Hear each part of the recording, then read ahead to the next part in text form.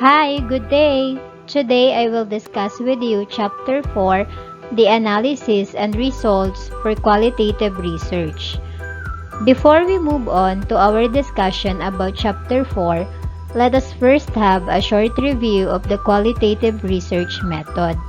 So from our previous meetings, we have discussed that the study based upon a qualitative process of inquiry has the goal of understanding a social or human problem from multiple perspectives.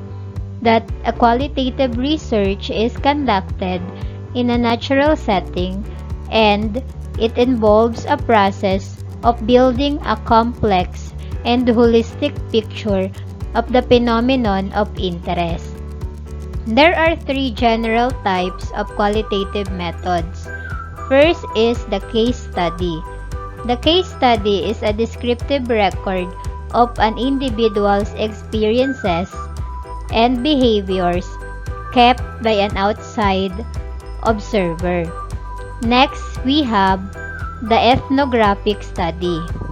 The researcher studies an intact cultural group in a natural setting over a specific period of time. And last one, we have phenomenological study.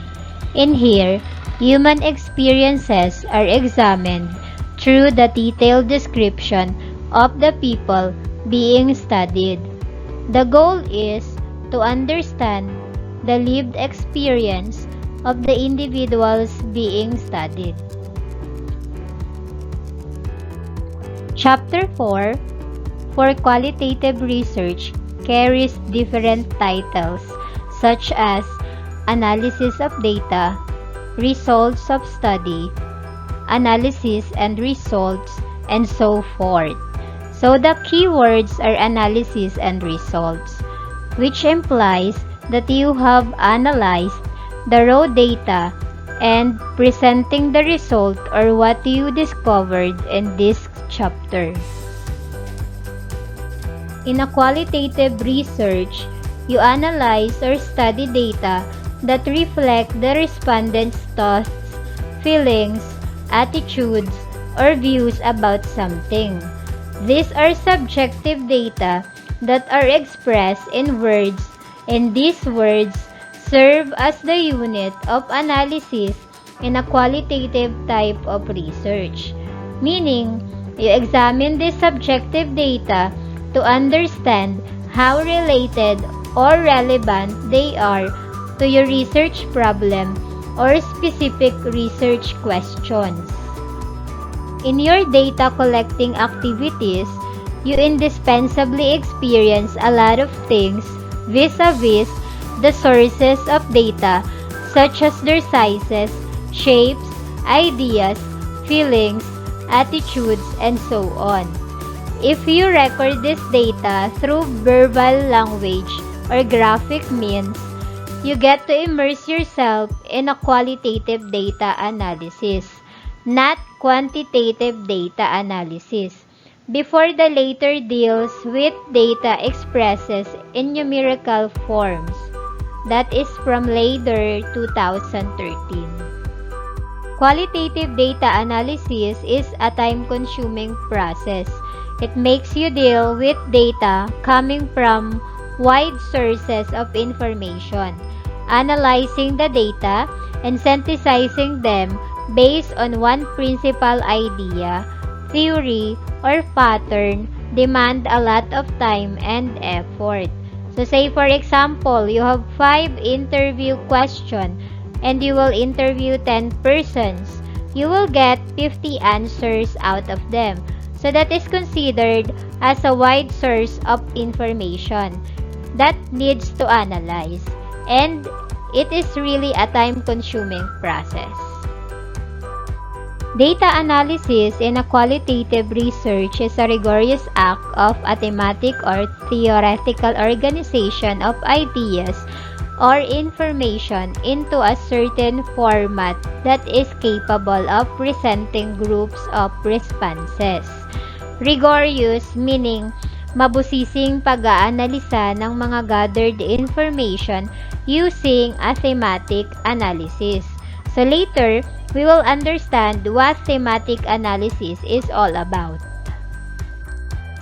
In reporting qualitative data in Chapter 4, you discuss the codes, themes, or categories that emerge from the word, phrases, and sentences you collected from interviews, observation, or document analysis.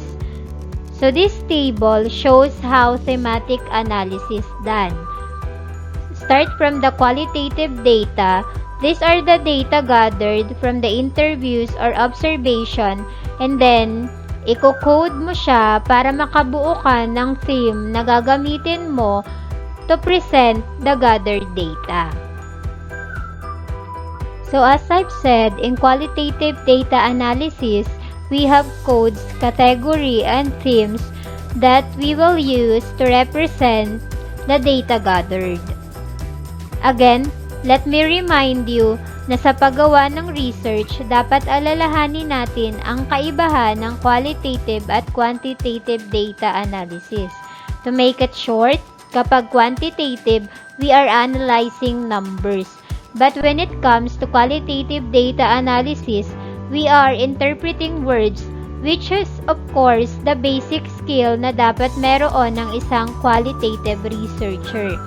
I will try to show you kung paano ginagawa ang coding, and I will also give some examples about categorizing and creating or formulating the theme. The data analysis should be composed of transcribing, coding, categorizing, formulating, themes, and data verification. Transcribing ay tungkol lamang sa pag-copy o pagsulat kung ano ang nasa recorder. And then, we are going to deal with coding, categorizing, and formulating theme. And then the data verification, by the way, there are different methods kung papaano i-verify ang data. It could be the reread and reread the codes. So, let us continue. We have 5 basic elements of qualitative data analysis. We have the codes, categories, patterns, and themes. When we say codes, we are actually identifying concepts from the collective raw data we have gathered. Later on, mas maiintindihan nyo kung ano ang ibig sabihin ng codes as we have the example. So next, we have the categories. In here, we are linking codes to create a unit or a category. Categories or categorizing would be about linking those codes na ginawa natin based kung paano natin dinidefine yung mga statements from the interviews. And then we have the patterns. The patterns is identifying repeat units. It is a pattern from the categories. So, mahihirapan tayong mag-categorize kung wala syempreng patterns. And then, the themes. The themes is creating a theme that represents similar patterns. So, the themes is, it would be from different categories. So, in short, after you have created the codes from the data gathered, you will have the categories and the theme. Makakapag-formulate ka na ng themes based doon sa categories na nabuo mo from the codes. Before we have the example, let me share you a quote for us to remember. Any researcher who desires to become expert at doing qualitative analysis must learn to code well and easily. The quality of the research rests largely on the excellence of the coding. So, magiging expert ka lamang daw na qualitative researcher kung marunong kang mag-code. Dahil ang kalidad ng research would rely kung gaano kayo kagaling sa pagko-code. So, let us come to the question, what is coding nga ba? So, coding, this is how you define what the data you are analyzing, and it is the process that includes identifying concepts and finding relationships between them. I hope that is very clear na ang coding is about defining what the data are, and it is the process of identifying concepts and finding relationships between the data gathered. So we have here the different coding concepts. So these are the different ways on how you can code. First, we have the descriptive coding, summarizes the primary topic of the excerpt or a statement. Number 2, we have the process coding, a word or a phrase that captures action. And number 3, we have in vivo coding, using the participant's own language. Number 4, pattern coding, coding from patterns in the data. And number 5, simultaneous coding, applying multiple codes to same text. So it would be time-consuming to discuss all. Kunin lang natin si descriptive coding at in vivo coding to cite our example. So descriptive coding, it summarizes the primary topic of the excerpt or a statement. We analyze the statement and summarize it. While in vivo coding, we are using the participant's own language or word base doon sa statement ng participants, doon ka kukuha ng ilalagay mo as code. So this is an example of a descriptive coding and an in vivo coding. So let's say the interview question is about what are your experiences as student, and one of the statements that a respondent stated was, our class section are full of students who habitually abuse their own classmates that must be punished. So from the statement, we create a code bullying issue for descriptive coding. So it describes or defines the whole statement.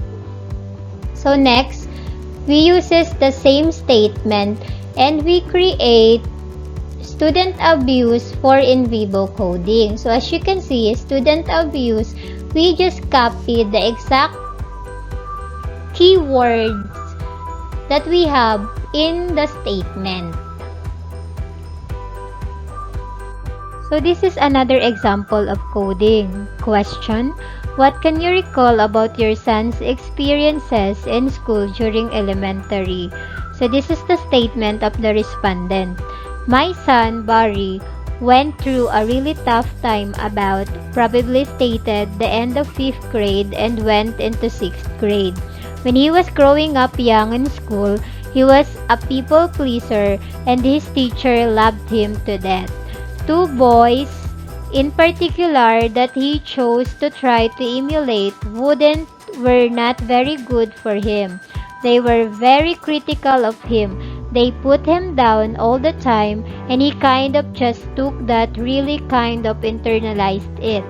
I think for a long time in that time period, in the 5th grade, early 6th grade, they really just kind of shunned him altogether and saw his network as he knew it was gone.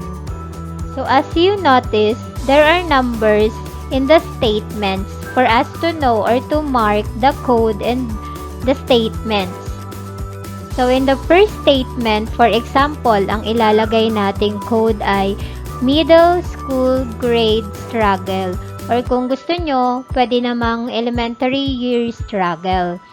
So in the second statement, ang ilalagay kong code ay teacher's favorite, since we defined it as teacher loved him. And then on the third statement, we can create a code bad influence because it has the word emulate, meaning ginagaya niya pero napapasama patuloy siya. And in the fourth code, let's say we have twin angst, and in the fifth code we can write the lost boy. So, after doing the coding process, siguro meron na kayong iniisip kung gaano pala kahirap ang qualitative data analysis. Because katulad ng example natin na ito, this statement was only for one question. And sabi ko nga kanina, example, pag may 5 questions ka and you have 10 persons to interview, so from that, napakaraming code na ang makukuha mo from the statements. Pero syempre, yan ang one aim ni qualitative researcher na makakuha ng as many codes as possible so that he can categorize all the statements or the data gathered. Always remember, the details of codes completely depend on your research questions and what you're trying to obtain from the data. Tandaan natin na ang mga codes na ilalagay natin ay all leading to our research questions. Next is categorizing. So, to categorize is to arrange things in a systematic order to make something part of a system or classification. So, this is very simple. Kung marunong kang mag-code, categorizing will just come along. So, in here, you're going to classify the codes na ginawa natin from the data we have gathered. So, for example, these are the codes na nakuha natin from the statements in our interview. So, 3 lang yung nasa example ko, pero sometimes it could be more than this.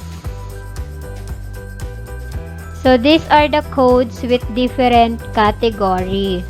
So, pwedeng ang code 1 is about category of ethnicity and ang code 2 is about category of religion and then ang code 3 is about category of language. So, after categorizing all the codes, and if you think all the categories could be grouped into one, then you can consider that as your theme. So we have the theme of identity. So in this example, let us say that your research is about the culture. So this would talk about the personal identity or the identity of the culture. So that's why we have identity as the theme. So this is another example of a thematic analysis. So in this example, we have the fun, interactive teaching style as our theme. Pero nanggaling po ito doon sa sagot ng mga respondents na he gave valuable feedback on homework. I had a positive learning experience when my instructor always seemed to make the material we had covered in some way. She began with an open-ended questions about the topic and followed up with students to understand their point. Yung theme, parang nagbibigay ka ng title base sa mga gathered data o sa mga sagot ng respondents sa interview questions mo. So, yan po ang process kung paano mag-coding and then the thematic analysis. So, sana po ay naintindihan natin. Anyway po, later pwede po kayong magtanong sa chat box natin. Remember, according to Rossman and Rallis 2003, to differentiate the differences of category and themes, think of a category as a word of praise describing some segment of your data that is explicit, whereas a theme is a phrase or sentence describing more subtle and tacit processes. Okay. So, category is a word of praise na naglalarawan ng bahagi ng gathered data mo that is explicit or malinaw. While theme is a phrase or sentence that is more subtle or tumpak o mas tugma sa categories. Mas tacit o mas napapahiwatig ang dapat na definition ng mga gathered data natin from the interview. So dahil marunong na tayong mag-code at gumawa ng theme, let's move on to the structure of Chapter 4, the results and discussion. Gawin ko lang ding example ang sample research na nabasa ko sa internet, which is the money making on the road, the daily adventures of young street vendors. So this study is an example of a phenomenological study that is about the lived experiences of the individuals. So later po, I'll show you my references of my report para mabalikan nyo po sakaling pag-aaralan nyo po ulit ito. So, structure of Chapter 4. After the researchers set aside all personal preconceived experiences, the bracketing stage, horizontalization, was done by highlighting significant statement from this chapter, presents how the researchers completed the process of bracketing, horizontalization, theme clustering, constructing the textual and structural description, writing the overall essence, and verification of the lived experiences of the participant in selling. So when we say bracketing stage, ito po yung pag-set aside ng mga bahagi ng data na hindi naman makakatulong sa study natin o yung mga irrelevant part of the data. Horizontalization naman po, ito naman po ay yung pag-highlight ng mga significant statement na makakatulong sa ating study. And then, yung textual description, ito po yung mga answer doon sa what question or questions. While ang structural descriptions naman po ay ang mga answer doon sa how questions natin sa interview. And verification of the lived experiences of the participants in selling. So, tingnan po natin dito sa sample natin sa Table 1. So, in Table 1, ito po yung mga significant o mga essential words na sinasabi ng interviewed participants. Yung mga nakikita nyo po sa screen ay based sa sets of question na meron tayo sa ating study. So, always remember that the data and significant statements we have in Table 1 are all leading to our statement of the problem. So, in here, the statement of the problem is, the study will aim to provide in-depth description and understanding the lived experiences and struggle of young street vendors about the study Money Making on the Road, the daily adventures of a young street vendor. Specifically, this qualitative inquiry answered two central questions. So, may dalawa siyang SOP. What have the participants experienced in selling their goods in the street, and how have the participants benefit from selling on the street daily? So this SOP represents the textual description and the structural description. Textual po yung question na may what, at structural naman po ang question na may how. So, ipapakita ko lang po sa inyo ang mga sample questions na ito for interview under this research, Money Making on the Road, the daily adventures of young street vendors. So, yan po, hindi na natin i-discuss ang mga question para lang po may idea tayo. Pero nasa sa inyo na po kung papaano nyo gagawan ng what and how question ang inyong sariling research. So next po, ito po yung kadugtong ng Table 1. These are the significant statements of the young street vendors.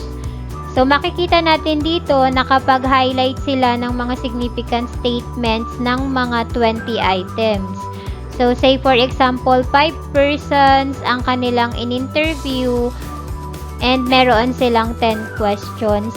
May iba-ibang sagot din yon, pero meron pa ring same answers na makukuha doon. So, yun yung hinighlight nila. So, yun yung ginawa nilang significant statement na umabot naman sa 20 items. So in this study, there are two groups of teams aligned to answer the question in the statement of the problem. So ito po yung what and how question na meron tayo sa ating study. Dito na po papasok yung pinag-aaralan natin kanina na thematic analysis at coding dahil dito na tayo gagawa ng theme. So ito na po ang ating table 2 na kung saan natapos na kayong gumawa ng themes in table 1. Okay, so we group them into two. We have the textural themes and the structural themes. So sabi nga natin kanina, yung textural themes, it answer the question what, and then yung structural themes, it answer the question how. So, in table 2, meron po tayong 5 themes na nabuo. Base doon sa significant statement na meron tayo sa table 1. So, sa baba ng table, maglalagay po tayo ng explanation or a short description ng bawat themes na meron tayo sa table 2. So, tulad po nitong nasa taas na question natin, yan po ang ating SOP question.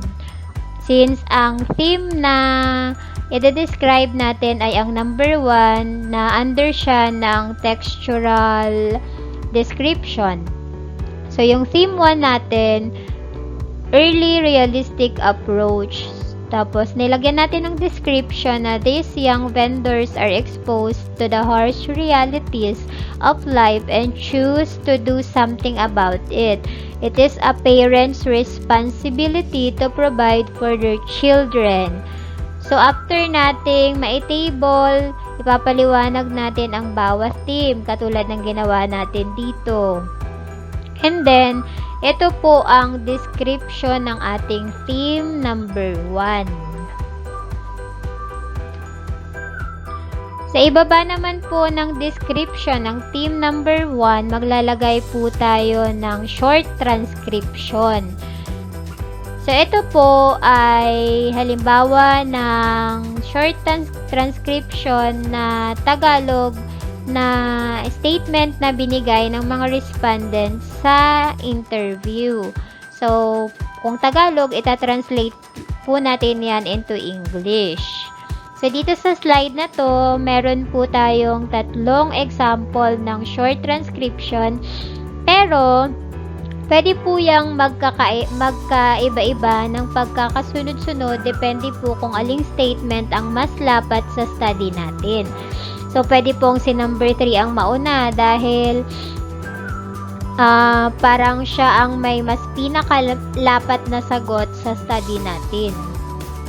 Okay, after that, maglalagay naman po tayo ng isang evidence o situation o proof na yun ay lapat sa ating study.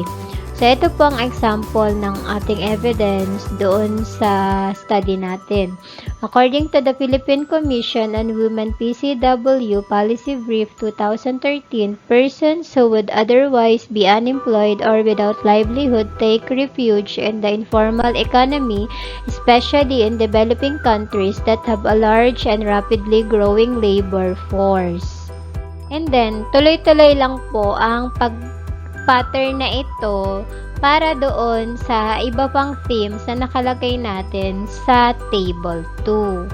So, ito po ay magiging format ng bawat themes na ginawa natin sa table 2. Una, meron tayong themes, and then sa baba, description, and then sa baba, short transcription, and then sa baba, evidence.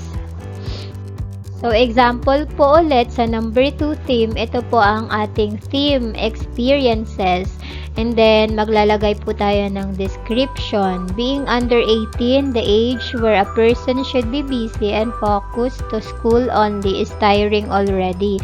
However, working and studying at the same time is a different level. So, mahaba po ito. Kinat ko na lang din to make it short. And then, After the description, maglalagay po tayo ng short transcription. And then after that, maglalagay po ulit tayo ng evidence or citation or a proof of our study. Tuloy-tuloy lang po hanggang sa matapos ang lahat ng themes na meron tayo sa table 2. Then after malagyan ng description, short transcription, and evidences ang mga themes na meron tayo sa table 2, dito na po tayo sa textual description. So, maglalagay din po ng short explanation about textual description. Parang bubuo ka ng generalization with textual themes na meron ka sa table 2 that is related to SOP number 1. So, the first 3 theme clusters answer the first core question: what have the participants experienced in selling their goods in the street? So, ito po ang ating SOP. Question 1. The first theme cluster summarizes the young street vendors' reasons as to why they are selling on the street. So, kinat ko na lang din po, pero mahaba po ito sa totoong buhay. And then, after po ng textual description, maglalagay din po tayo ng structural description. So, dito po sa structural description, isa-summarize mo din ang lahat ng structural themes na nasa table 2 related naman po sa SOP number 2, since it answers the question how.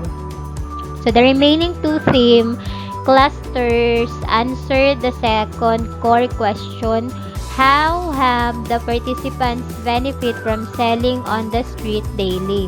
The fourth theme reveals that there are different benefits young street vendors can attain. So, mahaba din po ito, kinat na lang po natin. So, this is a proof na talagang ang lahat ng themes or codes na meron tayo ay dapat nakaangkla or nakaline or related sa ating SOP para hindi misleading ang ating gathered data. And the last, we have the essence. So in essence, dito naman po natin bubuuin ang overall essence o significance ng textural at structural theme na meron ka sa study mo. Mahaba po itong explanation, kinat ko na lang din po. So, ito pong example ng essence natin. After a conscientious analysis of the textural what and structural how descriptions of the experiences shared by the participants, it is proven that street vending is not an easy job, especially to the young people, since it needs a lot of effort and their time to be able to work. So, ayun po ang kabuuan ng chapter 4 base sa aking na-research. So, kung mayroon po kayong tanong, comment down below at babalikan ko po yan as soon as I can para po masagot ko ang tanong ninyo. So, thank you po. Bye!